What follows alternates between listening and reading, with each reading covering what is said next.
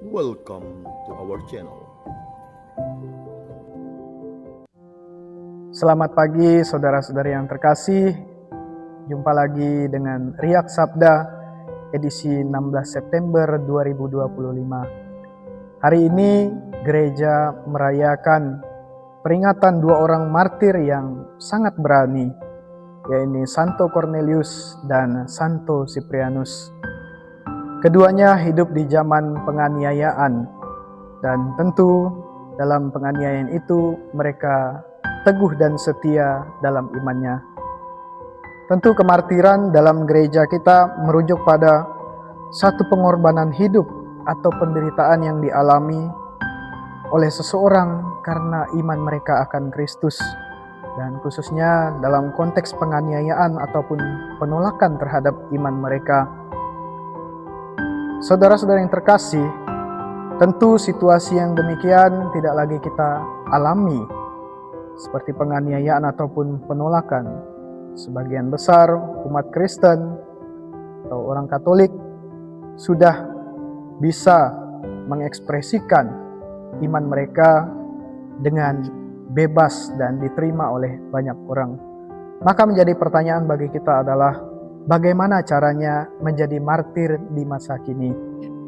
Hari ini bacaan suci yang begitu menarik kita dengarkan bersama, di mana Yesus membangkitkan seorang muda di Nain, di kota Nain, di mana ia meninggalkan ibunya sebatang kara menjadi seorang janda yang tinggal sendirian.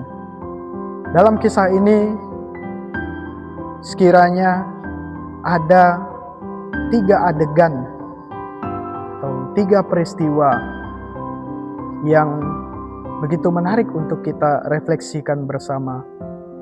Adegan pertama adalah ketika banyak orang mengusung putra si janda ini.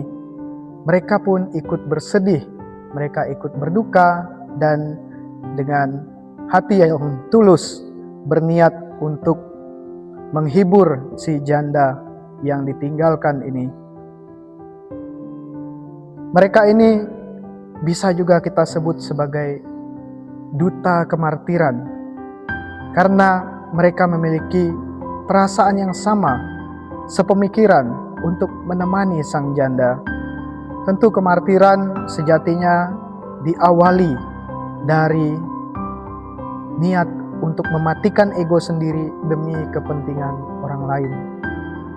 Dan adegan yang kedua yang kiranya menarik untuk kita refleksikan adalah bahwa ketika Yesus memperhatikan kejadian itu, tergeraklah hatinya oleh belas kasihan. Kita sering mendengar kutipan dari surat Rasul Yakobus bahwa iman tanpa perbuatan hakikatnya adalah mati. Maka kali ini kita diajak untuk merefleksikan ulang apa-apa saja karya kasih yang telah kita lakukan, dan apakah kita sungguh menyadari bahwa karya kasih ini adalah inisiatif dari Allah sendiri.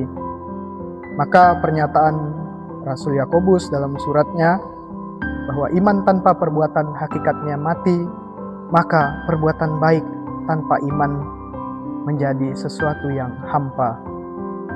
Saudara-saudara terkasih, adegan yang menarik yang ketiga yang dapat kita renungkan adalah karena belas kasihannya itu, Allah memberi kebangkitan kepada si pemuda dari Nain ini.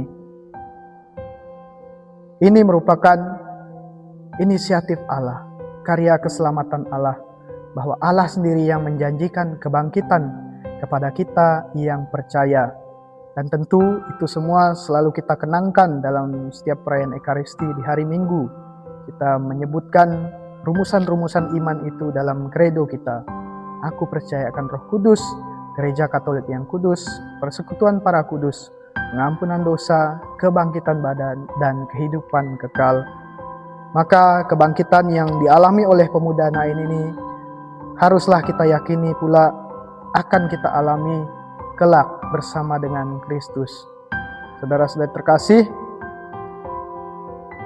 peringatan para martir, Santo Cornelius dan Siprianus, mengundang kita bersama untuk menjadi martir-martir di masa kini lewat apa yang bisa kita lakukan dan tentunya sungguh menyadari kehadiran Tuhan. Semoga renungan ini sungguh dapat menguatkan iman kita dan membangkitkan harapan kita. Amin.